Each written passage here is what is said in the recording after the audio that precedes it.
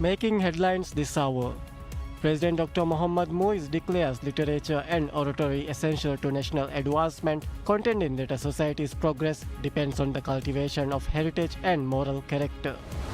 Minister of Divehi Language, Culture and Heritage Adam Nasir Ibrahim states the current administration has developed the heritage sector to an unprecedented level. The Central Asia Volleyball Association Kawa Women's Cup 2025 officially kicks off in the Maldives with a grand ceremony.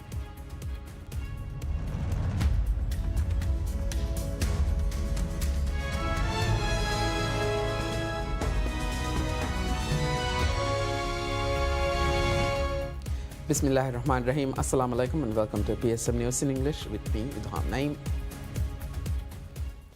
President Dr. Mohammad Muiz declares literature and oratory essential to national advancement, contending that a society's progress depends on the cultivation of heritage and moral character.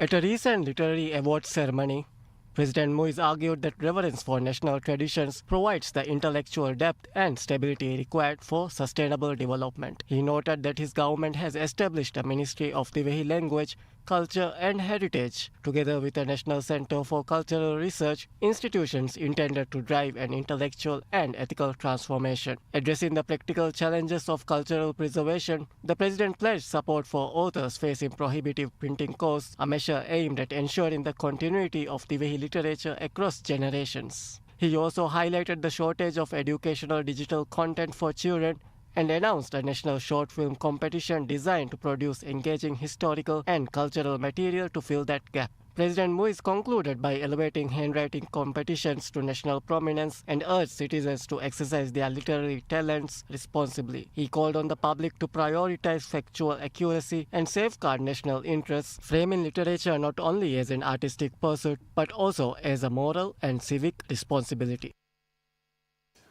Minister of Divehi Language, Culture and Heritage Adam Nasir Ibrahim states the current administration has developed the heritage sector to an unprecedented level. The minister made the remarks at a ceremony awarding prizes for literary and handwriting competitions organized by the Divehi Bahuge Academy, translated as Divehi Language Academy. Speaking at the ceremony, the minister highlighted that the government has formulated 3 key policies to develop and preserve heritage, including generating income from heritage, making heritage part of people's everyday experience, and digitalizing heritage for future generations. The minister said although heritage was previously viewed as a burden on the state budget, President Dr. Mohammad Muiz's government sees it as an area worthy of investment. The minister noted that several restoration and development projects of historic monuments are ongoing and more initiatives, including a new interactive immersive museum, the first of its kind in the Maldives, are scheduled to begin in January next year. The minister attributed the positive progress in the heritage sector to President Muiz's clear vision with cooperation among relevant institutions. President Dr. Mohammad Muiz and First Lady Sajda Mohammad officiates at the National Literary and Calligraphy Award ceremony organized by the Divehi Bahuge Academy. The event, held at the Salahuddin School Hall, honored achievements across 5 disciplines and drew more than 3,000 participants from across the country. Competitions were staged in essay writing, short story composition, poetry, oratory, and handwriting. The Academy reported particularly strong engagement in the essay and short story categories, which together attracted more than 2,000 submissions. The contests were open to students from lower and higher secondary levels, as well as adults and private organizations, reflecting the breadth of national participation. Top honors were awarded to institutions including the Center for Higher Secondary Education (CHSC) and Jamaluddin School, both of which secured multiple distinctions across academic tiers. Individual accomplishments were recognized in memorial competitions dedicated to historical literary figures, notably the 40th National Essay Writing Competition in memory of Muhammad Jamil Didi and the 38th National Oratory Competition commemorating Ibrahim Shihab. Minister of Divehi Language, Culture and Heritage Adam Nasir Ibrahim joined language experts to present awards to the top 10 performers in each category, underscoring the competition's role in advancing literary and cultural excellence. The Central Asia Volleyball Association Kawa Women's Cup 2025 officially kicks off in the Maldives with a grand ceremony. This year's tournament features the national teams of the Maldives, Bangladesh, Afghanistan and Kyrgyzstan. The opening ceremony was graced by Sports Commissioner Mohammad Tolal and attended by KAVA President and President of Maldives Volleyball Association Mohammad Latif, as well as heads of volleyball associations of KAVA member nations. As part of the ceremony, the Sports Commissioner officially inaugurated the tournament trophy, after which the first match of the tournament was played between Maldives and Bangladesh. Maldives beat Bangladesh in the opening match of the tournament, taking all 3 sets. Speaking at the event, the Commissioner noted that the government and Minister of Sports, Fitness and Recreation, Abdullah Rafiu, placed special importance on hosting international tournaments such as the Women's KAVA Cup in the Maldives. He noted that the tournament reflects the government's priority on women's empowerment and youth development and expressed hope that it would strengthen regional cooperation among participating countries. The government completes the drawing of lots to determine the location of residential plots under the Bimveria scheme in Hulumale Phase 3, following extensive revisions to the island's urban planning framework.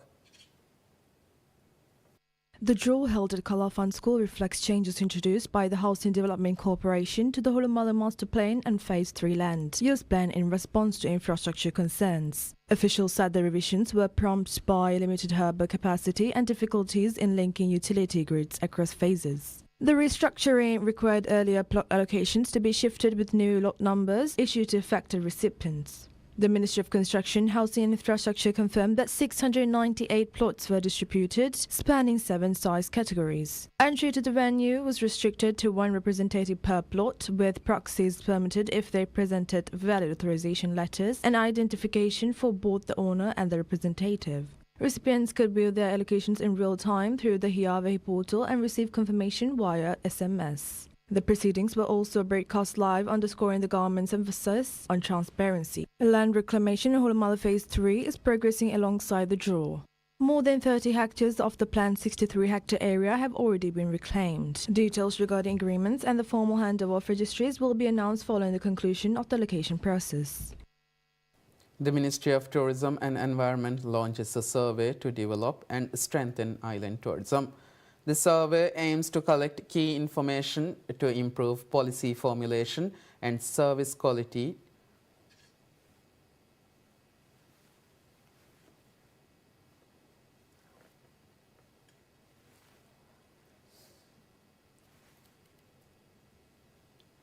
And service quality to promote sustainable island tourism. Data will be collected until 27th December from 3 groups: guest house operators, island residents and tourists visiting the islands. Information from these groups will provide diverse experiences and insights into island tourism, helping to shape the future of the sector. The survey has already been conducted in Hulumale in Male City and Mafushi and Diffushi in Kaf Atoll.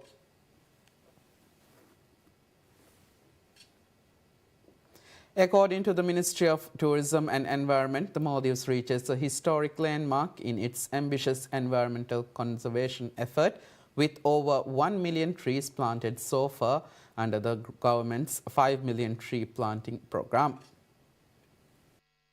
This project, initiated by President Dr. Mohammad Moise, aims to restore endangered native plant populations, increase greenery and improve environmental conservation efforts, while enhancing biodiversity and combating climate change. The Minister of Tourism and Environment, Tariq Ibrahim, stated that more trees will be planted next year and that the 2 laurelwood trees have been planted in every inhabited island in the Maldives. As stated by Minister previously, 1 million trees have been planted this year, thus achieving the desired goal set by the government for the year. The ministry has worked to expand this project nationwide and implemented measures swiftly to realize this target. The government is developing a 55,000 square feet nursery with assistance from China as a part of these measures.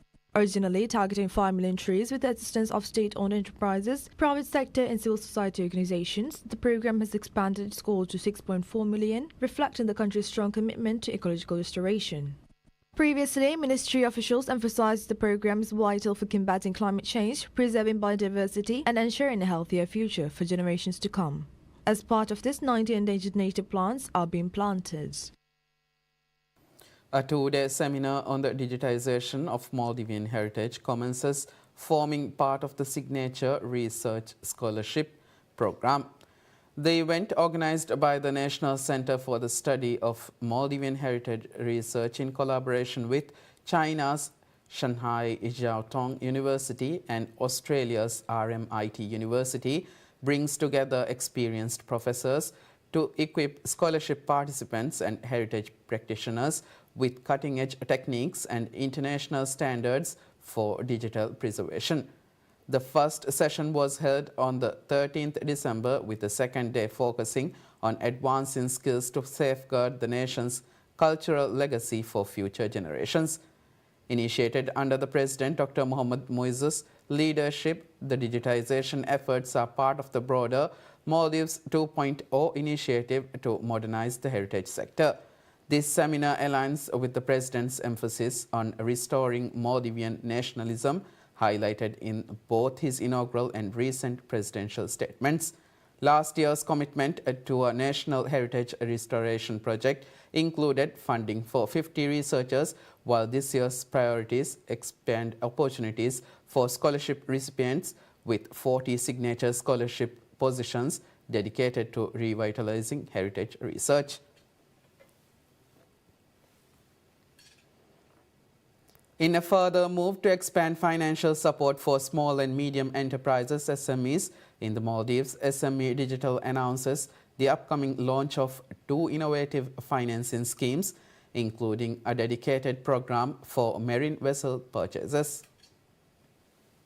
The Finance Institute, formerly known as the SME Development Finance Corporation (SDFC), was rebranded in late October and now operates as a subsidiary of the Bank of Maldives (BMO), aligning fully with Islamic Sharia principles. Speaking on PSM News' Rajimad program, Aminat Muha, government portfolio in charge at SME Digital, revealed that the vessel financing scheme is in its final development stages and aims to support individuals and businesses looking to buy, build or upgrade marine vessels, including essential equipment, machinery and engines.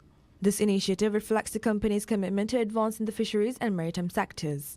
Additionally, a new POS-based financing scheme for merchants using the BMO payment terminals will be introduced, alongside a Sharia-compliant agricultural financing option to complement existing services. Mariam Shaznar, digital in charge of marketing communications, emphasized that SME Digital is leveraging cutting-edge technology to deliver eco-friendly and inclusive financial solutions tailored to diverse SME needs. As the Maldives' first fully Sharia-compliant digital financial institution dedicated to SME growth, SME Digital is integrating its services with the BMO mobile app via API connectivity, ensuring seamless, accessible and modern financial support nationwide. The Maldives is taking a major leap into digital financial services with the launch of Swipe, a multi-currency digital wallet by Bank of Maldives (BML), while President Dr. Mohammad Moises announces the imminent arrival of PayPal in January 2026. Unveiled in October, Swipe enables fast, secure transactions both in the Maldives and abroad, offering contactless QR payments, multi-currency transfers, and instant fund deposits via global debit or credit cards. The app also provides spending analytics, catering to businesses by streamlining cash flow management. President Moises, fulfilling a campaign pledge to modernize digital payments, met with small and medium enterprises (SMEs) this week, emphasizing the government's commitment to expanding fintech solutions. Meanwhile, Swipe, developed entirely by Maldivians, is set to undergo beta testing this month, with plans to connect to international networks by the first quarter of 2026. Allowing users to transfer funds abroad without extra fees. The President praised Swipe as a homegrown innovation poised to showcase the nation's fintech capabilities globally. This dual rollout marks a transformative step for the Maldives' digital economy, empowering businesses and consumers alike with seamless, borderless transactions.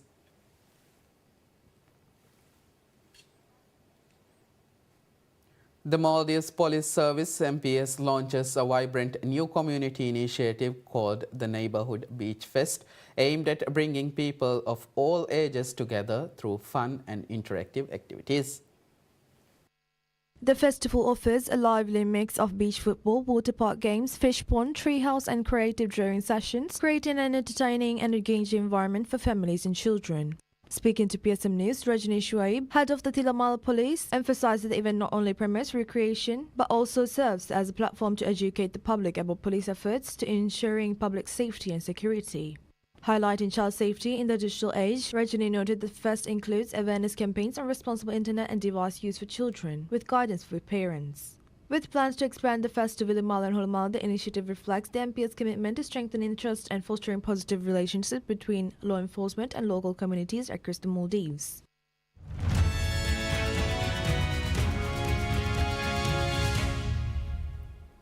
India's Adani Enterprises plans to aggressively bid for 11 airports that the federal government plans to lease to the private sector as part of the company's $11 billion expansion strategy for airport infrastructure over the next 5 years. Billionaire Gautam Adani-led conglomerate has embarked on an expansion spree in recent years, with its airport subsidiary becoming the largest operator in India by number of airports. India's other major aviation player, the GMR Group, is the largest operator by number of passengers handled. The Indian government is leasing out government-owned airports for long periods to private players while incentivizing building new ones. It plans to have 350 to 400 airports by 2047 from 163 currently. Earlier this year, New Delhi outlined plans to lease out 11 airports, including at Amritsar and Varanasi. Adani Airports manages 7 airports across India and is set to operationalize the first airport is built from scratch, a new airport near Mumbai this month. So we don't have a fixed timeline, it's milestone based. We had 3 milestones that we wanted to meet before we would consider going public, either through an IPO or a demerger. The first was the operationalization of Navi Mumbai. The second milestone was that the airport business by itself has to be cash positive. So right now it's largely EBITDA positive, but because of the capex cycle, there's more cash that's required to be deployed in. Director of Adani Airports Holding Limited AAHL, Jeet Atani, said there is no fixed timeline for public listing of AAHL, but an initial public offering or the demerger would depend on achieving some milestones, including the business becoming cash positive. When asked about the positive valuation for the business, Jeet Adani said that has not been set, but the company will look at comparable multiples when deciding that. Data from the International Air Transport Association showed Adani and GMR are rushing to tap into booming air travel in India. About 174 million passengers travel from and within the South Asian country by air in 2024, 10% more than a year ago. Indian Airlines have placed orders for over 1,300 aircraft since 2023. Jeet Adani said the company has no plans to enter the airline business, citing thin margins.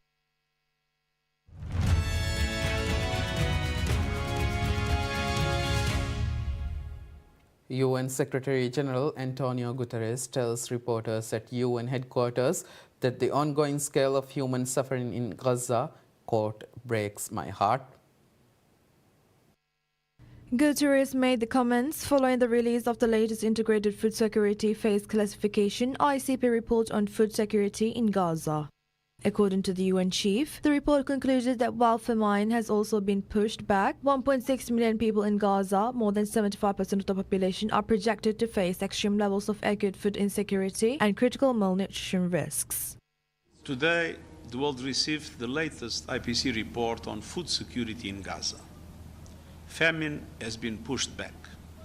Far more people are able to access the food they need to survive, and we are preparing more than 1.5 million hot meals every day and delivering general food assistance packages across Gaza. The latest ICP assessment comes 4 months after it reported that 514,000 people, nearly a quarter of Palestinians in the Gaza Strip, were experiencing famine. The IPC warned on Friday that the situation in the enclave remained critical. Guterres called for full implementation of the ceasefire, the opening of more border crossing, and the upholding of international law in the West Bank. The judiciary's Mizan news agency reports Iran executed a man who it said was convicted of spying for Israel and having ties to Iranian opposition groups. Entangled in a decades-long shadow war with Israel, Iran has executed many people and accused of having links with Israel's intelligence service and facilitating its operations in the country. The Oslo-based Iran human rights group said on X that the man whom it identified as 27-year-old architecture student Agil Khashwaz was sentenced to death on charges related to espionage for Israel. Iranian state media, one unreleased, hand out images of a person claimed to be Khashwaz from an undisclosed location. The Iran-Israel conflict escalated into a war in June when Israel struck various targets inside Iran, including 3 operations that relied on Mossad commandos being deployed deep inside the country. Executions of Iranians convicted of spying for Israel have significantly increased this year, with multiple death sentences carried out in recent months. Lebanese Prime Minister Nawaf Salam says that Lebanon had put forward its first comprehensive legal framework aimed at recovering deposits and addressing a financial gap. The proposed fiscal gap law, a long-awaited measure needed to restructure Lebanon's debt burden, sets out how financial losses will be shared among the sides, the central bank, commercial banks and depositors. He said the draft, which will go before the cabinet on Monday, would restore confidence in Lebanon among Arab countries and the International Monetary Fund. According to the Prime Minister, the bill addresses financial regularization and the recovery of deposits. The draft law is the first to surface since Lebanon's financial system collapsed in 2019 after decades of corruption, waste and unsustainable financial policies.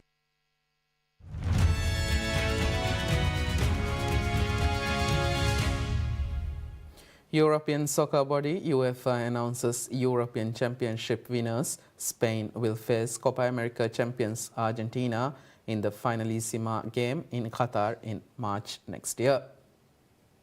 The contest between the two continental champions was revived in 2021 when UEFA and South American Confederation CONMEBOL strongly opposed FIFA's plans for a biennial World Cup. Lionel Messi's Argentina outclassed Italy 3-0 in the 2022 contest, and the South American side will return to the Lusail Stadium in Qatar, where they were crowned world champions 3 years ago. The match will be held on March 27, 2026. Spain and Argentina have met 14 times, with both teams winning 6 times each.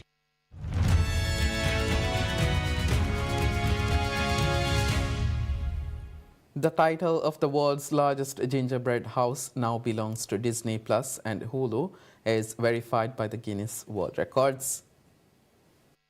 To celebrate the 35th anniversary of the film Home Alone, the entertainment companies constructed a home measuring 44,838 cubic feet in 8 days. The home is a replica of the McAllister home featured in the film starring and then 9-year-old Macaulay Culkin.